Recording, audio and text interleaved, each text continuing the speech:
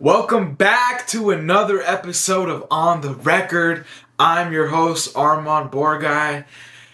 It's been a while, guys. I haven't posted in a couple weeks. I apologize. I've been really busy with school. If you don't know me, I am in law school. I'm a law student, so it's final season right now. I've had a ton of stuff going on. Can you tell I've been busy, man? I need a shave. But I'm still in the middle of final season, but I've carved out some time to talk about some stuff today. So we're back with another episode. As always, like, comment, subscribe. Let's get right into it.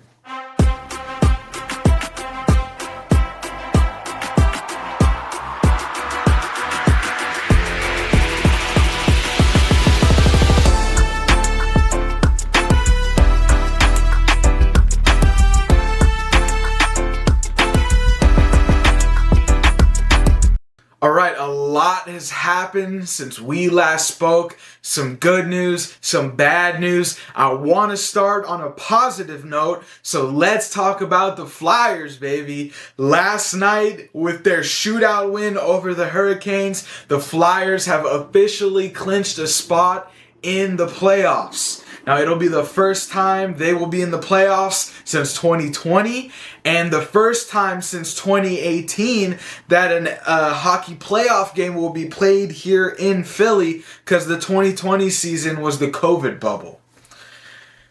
Man, it's really exciting to see this. I mean, they started off the season hot, and then they fizzled out a little bit, and it looked like we were in for more of the same, but they stuck around in the standings. They were able to stay relevant. They played good. They got better as the year went on. The chemistry came together. And, they gave themselves a chance at the end of the season to make a playoff push. And they took that chance, man. They won the games they had to win. They clinched a spot. They will play the Pittsburgh Penguins in the first round of the NHL playoffs. And, man, I'm super excited. I'm hoping to be able to get out to one of the games. And, even if it doesn't go much further than this, even if they don't win the playoff series, you gotta be super excited about the future of this team, man. I mean, Rick Tocchet has completely changed the culture here. They're the fourth youngest team in the league.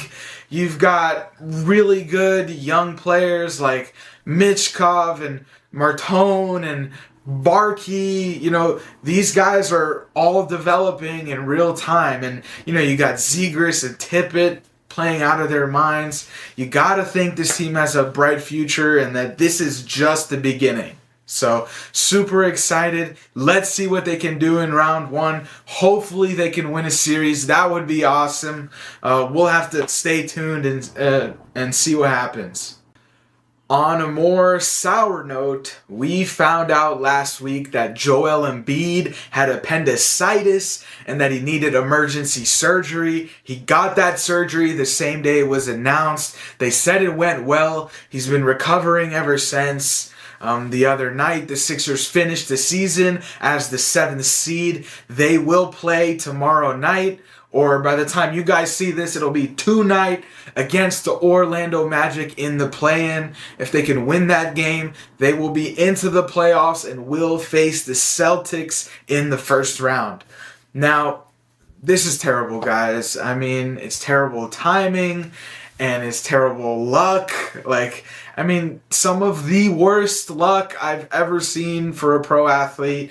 You gotta feel for Joel, for a guy who's had so many physical issues, knee problems. The 1 year he's about to head into the playoffs, relatively healthy, he gets hit with this appendicitis, something that's totally out of his control, totally random, and at the worst time of the year, right before the playoffs.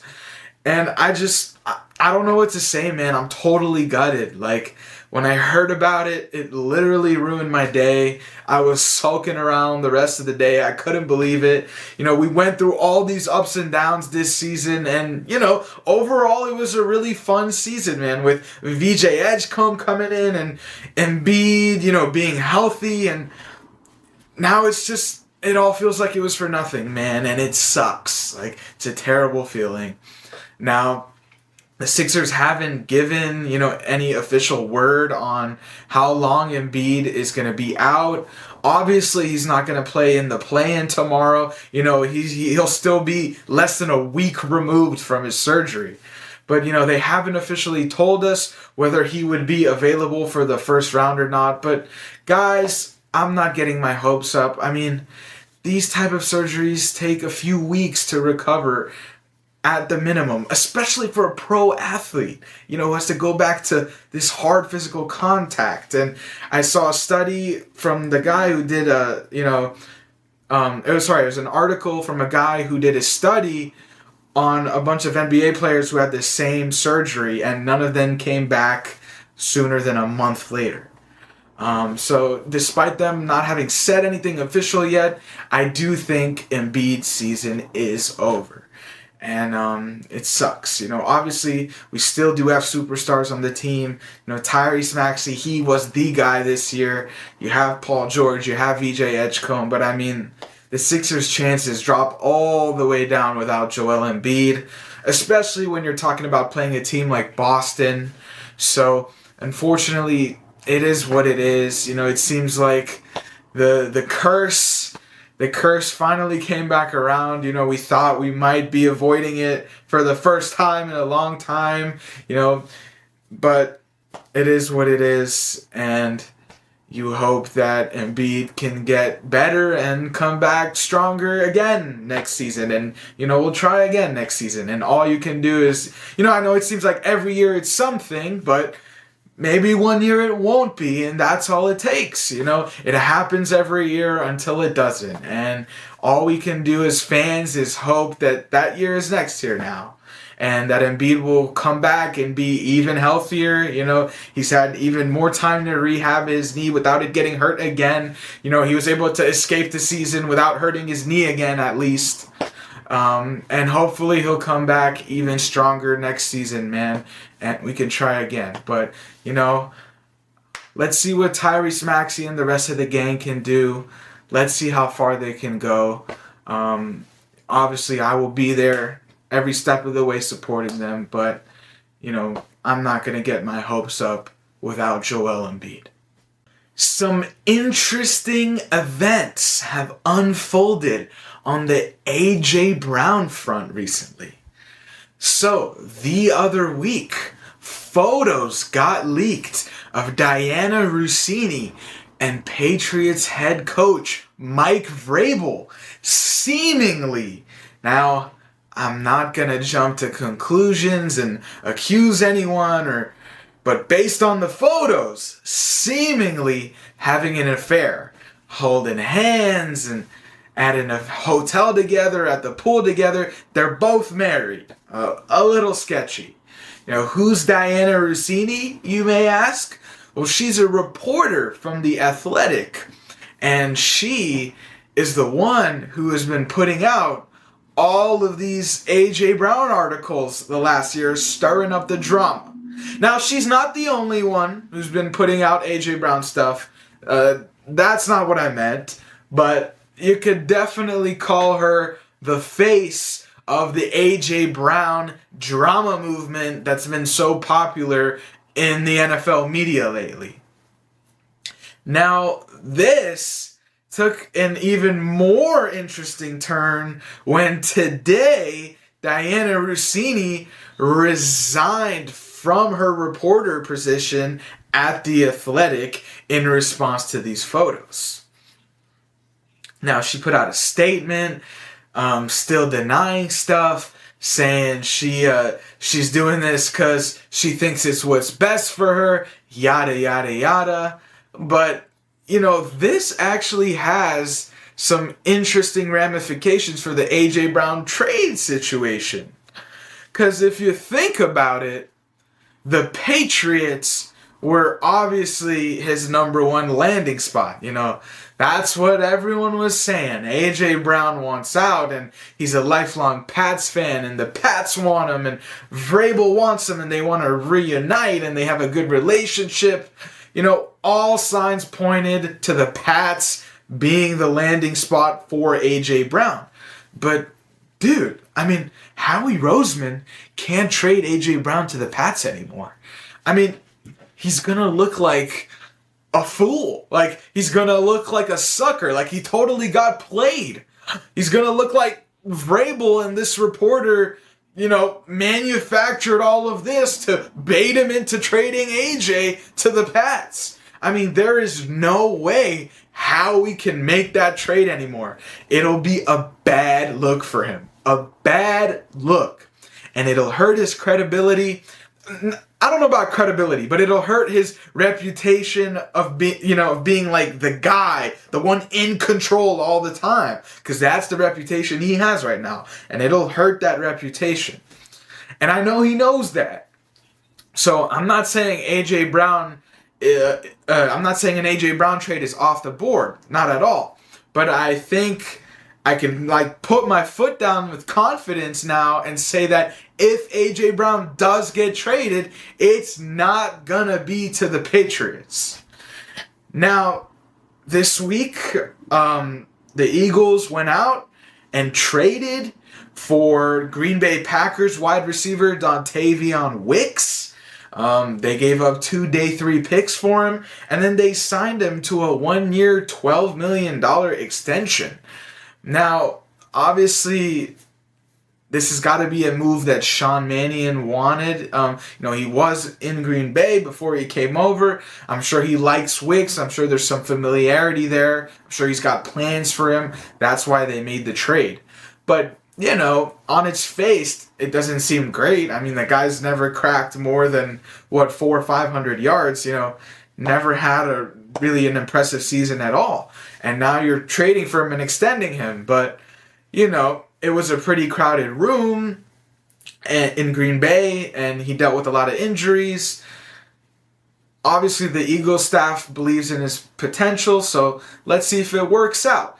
Some people seem to think that this trade is, the writing on the wall, that A.J. Brown is out of here. This trade and, the 2 signings they made recently, they signed Marquise Brown and Elijah Moore. They've added 3 wide receivers in the last month. So some people think, this is the writing on the wall that he's gone. But Howie Roseman seems to be, dispelling that sentiment to the public at least. Today in his annual pre-draft press conference that he held with Sirianni, they asked him about it, whether these new acquisitions meant anything for A.J. Brown, and he downplayed it. I wouldn't expect him to do anything else, of course, but he downplayed it, and he said, listen, A.J. Brown's an Eagle. So I think the approach Howie is taking is, we're going to prep and we're going to game plan for the team like A.J. is going to be there. But if AJ is not here, we're going to be comfortable with the group of guys we have and, be confident that we can still go out and have a good season without him. And honestly, I mean, they probably are there. Obviously the wide receiver room is way better with AJ Brown on it. But, if AJ were to leave, Devontae Smith, Marquise Brown, Elijah Moore, Dontavion Wicks, I'm sure they'll draft somebody. That's not the worst wide receiver room. It's got some potential. So I think Howie is taking the right approach. I still, in my heart, hope they don't trade him. I feel like it's starting to look a little bit brighter on that front. Given the recent events, I think the percent chance that A.J. Brown doesn't get traded did go up a few points this week. I still think there's a big chance he does get traded. I mean, we talked about before how it's probably going to be after that June 1st threshold. So if, it's hard to say anything has changed, really, until we get there to that June 1st date. So we'll see what happens. I hope he stays. Wouldn't be surprised if he doesn't. All right, there's not much to say on the Phillies front. Sorry, there's tons to say. That was the wrong way of putting it. There's just not really anything exciting to talk about on the Phillies front. They've been rather unimpressive so far. I mean, it's been all right. Like, they're 8-8 right now. Nothing special. And, it's just one step forward, two steps back with this team. It's so up and down. They have good moments, and then they come and they drop stinkers. They get shut out 2 games in a row. And it's super frustrating to watch sometimes. I mean, the bats just go cold. It's like, you can talk about coaching and the bullpen, but at the end of the day, sometimes these guys just can't hit anything. And it's so streaky. And it's weird because a lot of times it's at like a team level. Like, it happens as a unit. The entire team can't hit some games. And it's so weird. I don't even know like what you can do about it. These guys just go cold as a unit. And you would think with a roster like ours, guys like Schwarber and Harper and Turner, if one guy isn't feeling it that day, the other guys can pick up the slack. But a lot of times that's not the case with the Phillies. It's like either everyone is feeling it and we're going to hit 6 home runs and we're going to have 10 runs in the game, or we're going to get shut out. And it's like, I don't know. There's been a lot of complaints about, like some of the pitching and the bullpen hasn't been great, but like sometimes it is, man. Sometimes the pitching and the bullpen are fine. And a lot of times when they are doing good, like the bats fold it. The bats go cold and they blow it and they let it down. Like, it's the bats. And it's frustrating, I guess on the bright side, the rookies have been good. I mean, Andrew Painter's been pretty good. He hasn't been anywhere near as good as his first start. I mean, his first start was electric. But of course, I'm going to cut the rookies some slack. I still like what I've seen from him so far. Same thing with Justin Crawford. Justin Crawford's been pretty good so far. So, you hope the Phillies can pick it up and get better. But so far, it's been pretty mediocre. And they need to find a way to not go cold as a unit in these games and just look completely lost and be a non-factor. I mean, it happens all the time. And it's been like this for years now. And it's why we lose in the playoffs, because the bats go cold. In other news, we found out today that the UFC is going to be returning to Philadelphia for the first time in a decade. I mean, I'm super excited, man. It'll be on August 15th at the Xfinity Mobile Arena.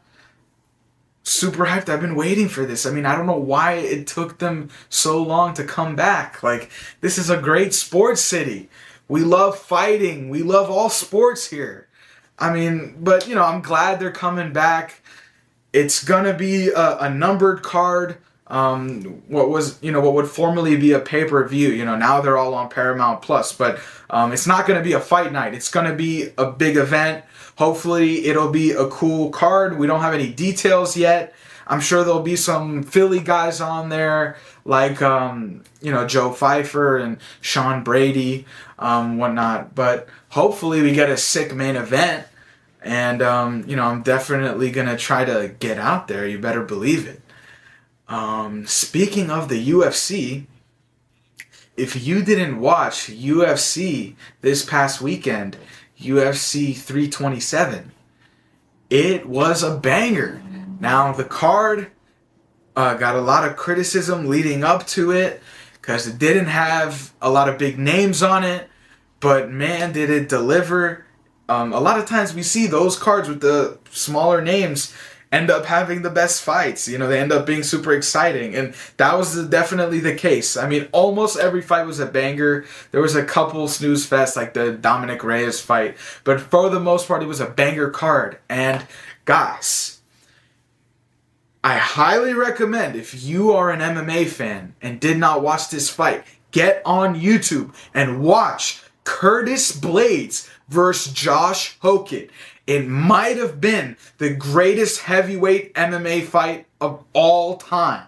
It was absolute cinema. I mean, like, my words can't even do it justice. It was like a movie. These guys were going blow for blow. 1 minute you thought one guy was going to win. The next minute it was the other guy. It was crazy. If you're an MMA fan and you did not see that fight, get on YouTube and check it out. And finally, I want to talk about soccer. I want to talk about my team, PSG, once again getting it done in the Champions League in the quarterfinal against Liverpool. They won 2-0 in the second leg, just like they did in the first leg. Ousmane Dembele with a brace, Ballon d'Or winner for a reason. Man, we're beating the one-year wonder allegations, man. Come on, like, we're on to the semifinals.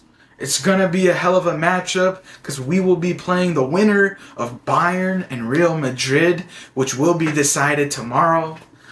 On the other side, you have Atletico Madrid eliminating Barcelona today. Ha! Shout out to Atletico. They'll be in the semifinal. They'll play the winner of Arsenal versus Sporting Lisbon. I think the strongest teams are clearly stuck on the same side of the bracket. It's a little unfortunate. I feel like that happens a lot in the Champions League. You know, we've been getting a lot of one-sided finals with like a clear favorite lately. But, you know, it's random, so it happens, I guess. But I love PSG's chances. We're going for that back-to-back, baby. I'm super excited. Bring on the semis. That's all we have for today. Thank you guys for joining me. Like I said, guys, I am still in the middle of my finals season. My finals are starting next week, so I cannot guarantee that I will be posting a new episode next week, but I promise I will try my best. And in a couple weeks, when this is all over, you know, we'll be home free. I'll have all the time I need. We'll be dropping consistently every week. But until then, I'll see you when I see you. Hopefully it's next week, but if it's not, I'll see you next time. As always, like, comment, subscribe, share the video. Thank you guys for joining me. I'll see you next time.